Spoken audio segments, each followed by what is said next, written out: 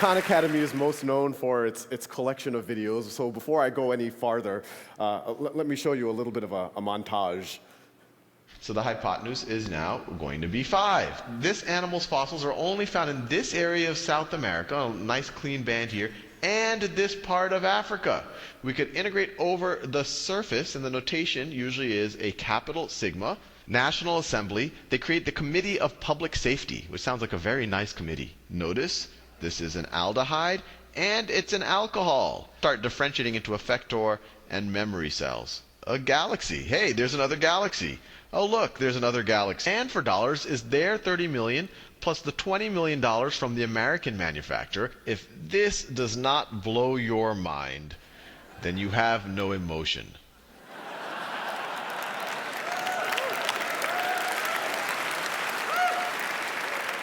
We now have on the order of 2,200 videos covering everything from basic arithmetic all the way to vector calculus and some of the stuff that you saw up there. We have a million students a month using the site, watching on the order of 100 to 200,000 videos a day. But what we're going to talk about in this is how we're going to the next level. But before I do that, I want to talk a little bit about really just how I got started. And some of y'all might know, about 5 years ago, I was an analyst at a hedge fund, and I was in Boston, and I was tutoring my cousins in New Orleans remotely. And I started putting the first YouTube videos up really just as kind of a nice to have, just kind of a supplement for my cousins, something that might, give them a refresher or something. And as soon as I put those first YouTube videos up, something interesting happened. Actually, a bunch of interesting things happened. The first was the feedback from my cousins. They told me that they preferred me on YouTube than in person.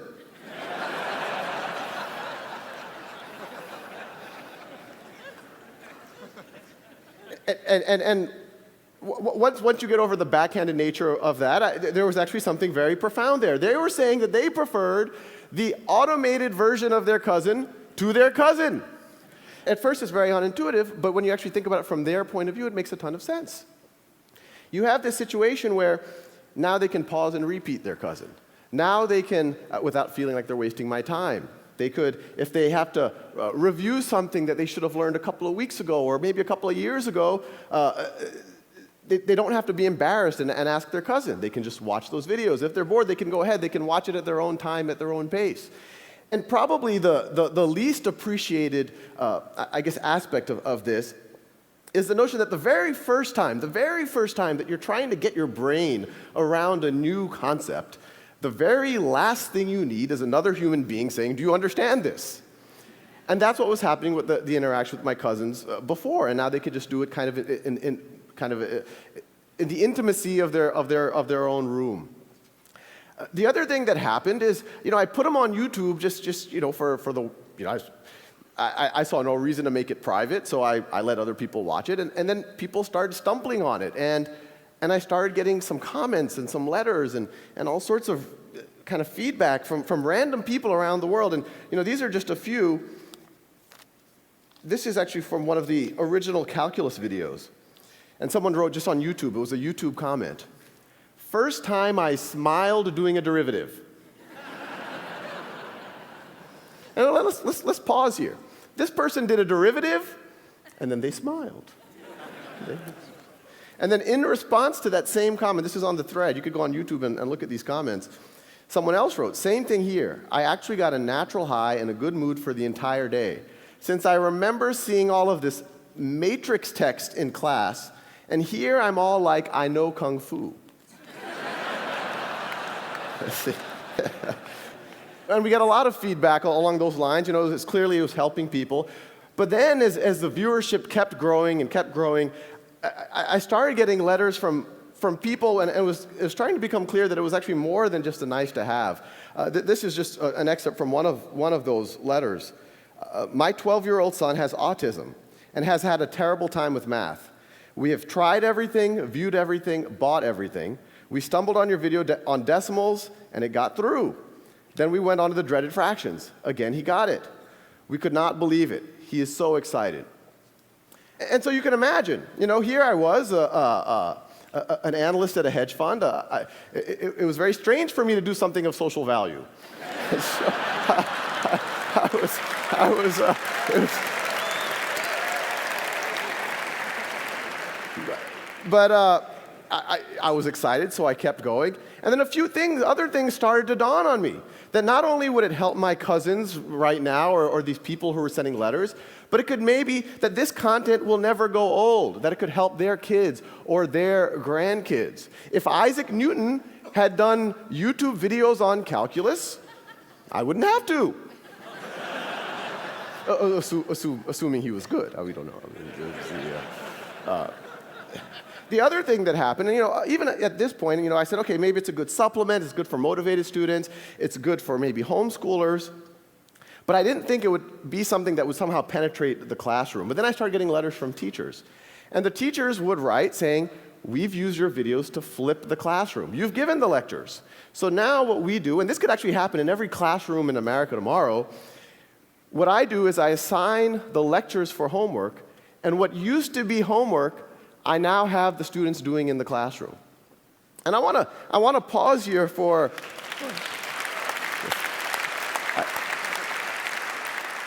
I want to pause here for a second because there's a couple of interesting things. One, when those teachers are doing that, there's the obvious benefit. There's the benefit that now their students can enjoy the videos in the way that my cousins did. They can pause, repeat at their own pace, at their own time.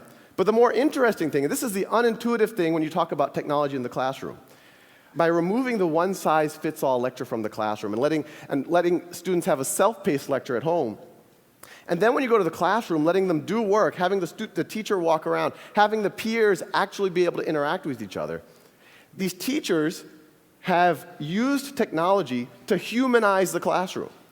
They took a fundamentally dehumanizing experience, a bunch of 30 kids with their fingers on their lips, not allowed to interact with each other. A teacher, no matter how good, has to give this kind of one-size-fits-all lecture to 30 students, blank faces, slightly antagonistic, and now it's a human experience. Now they're actually interacting with each other.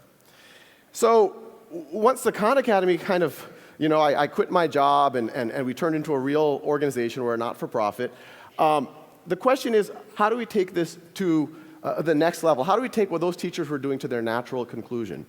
And so what I'm showing over here, these are actual exercises that I started writing for my cousins. The ones I started were much more primitive. This is a kind of a more competent version of it. But the paradigm here is we'll generate as many questions as you need until you get that concept, until you get 10 in a row. And the Khan Academy videos are there. You get hints, the actual steps for that problem if you don't know how to do it. But the paradigm here, it seems like a very simple thing, 10 in a row, you move on. But it's fundamentally different than what's happening in classrooms right now. In a traditional classroom, you have a couple of homework lecture, and then you have a snapshot exam. And that exam, whether you get a 70%, an 80%, a 90%, or a 95%, the class moves on to the next topic. And even that 95% student, what was the 5% they didn't know? Maybe they didn't know what happens when you raise something to the 0th power. And then you go build on that in the next concept. That's analogous to, imagine learning to ride a bicycle. And I give you a bicycle, maybe I give you a lecture ahead of time, and I give you that bicycle for 2 weeks, and then I come back after 2 weeks, and I say, well, let's see, you're having trouble taking left turns, you can't quite stop. You're an 80% bicyclist. So I put a big C stamp on your forehead, and then I say, here's a unicycle.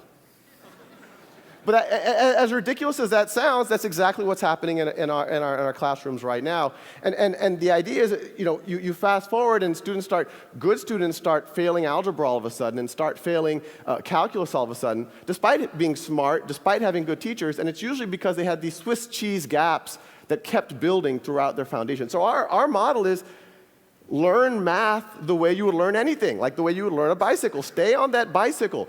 Fall off that bicycle. Do it as long as necessary until you have mastery. The traditional model, it penalizes you for experimentation and failure, but it does not expect mastery. We encourage you to experiment. We encourage you to failure, but we do expect mastery. This is just another one of the modules. This is trigonometry. This is shifting and reflecting functions.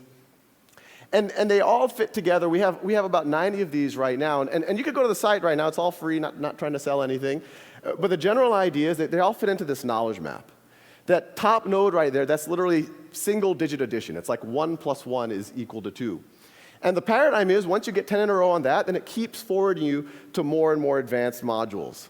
So if you keep, this is further down the knowledge map, we're getting into more advanced arithmetic. Further down, you start getting into pre-algebra and early algebra. Further down, you start getting into algebra 1, algebra 2, a little bit of pre-calculus. And the idea is from this, we can actually teach everything. Well, everything that can be taught in this type of a framework. So you can imagine, and this is what we are working on, is from this knowledge map, you have logic, you have computer programming, you have grammar, you have genetics, all based off of that core of, okay, if you know this and that, now you're ready for this next concept. Now, that can work well for an individual learner, and I encourage one for you to do it with your kids, but I also encourage everyone in the audience to do it yourself. It'll change what happens at the dinner table. But what we want to do is use the natural conclusion of the flipping of the classroom that those early teachers had emailed me about. And so what I'm showing you here, this is actually data from a pilot in the Los Altos School District where they took 2 5th grade classes and 2 7th grade classes and completely gutted their old math curriculum. These kids aren't using textbooks, they're not getting one-size-fits-all lectures, they're doing Khan Academy, they're doing that software for roughly half of their math class. And I want to make it clear, we don't view this as a complete math education. What it does is, and this is what's happening in Los Altos, it frees up time. This is the blocking and tackling, making sure you know how to do a system of equations, and it frees up time for the simulations, for the games, for the mechanics, for the robot building, for the estimating how high that hill is based on its shadow. And so the paradigm is the teacher walks in every day, every kid works at their own pace, and a teacher this is actually a live dashboard from Los Altos School District, and they look at this dashboard. Every row is a student. Every column is one of those concepts. Green means the student's already proficient. Blue means that they're working on it, no need to worry. Red means that they're stuck. And what the teacher does is literally just says, let me intervene on the red kids. Or even better, let me get one of the green kids who are already proficient in that concept to be the first line of attack and actually tutor their peer.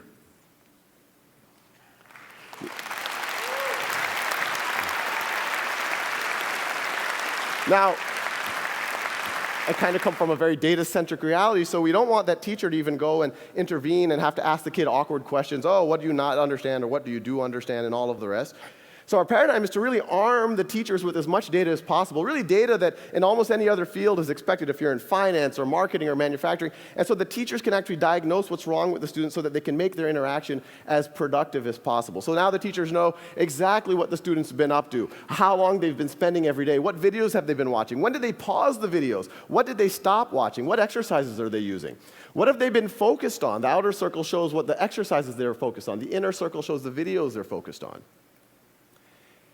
And the data gets pretty granular, so you can actually see the exact problems that the student got right or wrong. Red is wrong, blue is right. The leftmost question is the first question that the student attempted. They watched the video right over there. And then you could see eventually they were able to get 10 in a row. It's almost like you can almost see them learning over those last 10 problems. They also got faster. The height is how long it took them. So, when you talk about self-paced learning, it makes sense for everyone. In education speak, differentiated learning. But it's kind of crazy what happens when you actually see it in a classroom. Because every time we've done this, in every classroom we've done, over and over again, if you go 5 days into it, there's a group of kids who've raced ahead, and there's a group of kids who are a little bit slower. And in a traditional model, if you did a snapshot assessment, you say, oh, these are the gifted kids, these are the slow kids. Maybe they should be tracked differently. Maybe we should put them in different classes. But when you let every student work at their own pace, and we see it over and over and over again, you see students who took a little bit extra time on one concept or the other, but once they get through that concept, they just race ahead. And so the same kids that you thought were slow 6 weeks ago, you now would think are gifted. And we're seeing it over and over and over again. And it makes you really wonder kind of how much all of the labels, maybe a lot of us have benefited from, were really just due to a coincidence of time. Now, as valuable as something like this is in a district like Los Altos, our goal is to use technology to humanize, not just in Los Altos, but kind of on a global scale, what's happening in education. And actually, that kind of brings an interesting point, is that, a lot of the effort in humanizing the classroom is focused on student-to-teacher ratios. In our mind, the relevant metric is student to valuable human time with the teacher ratio.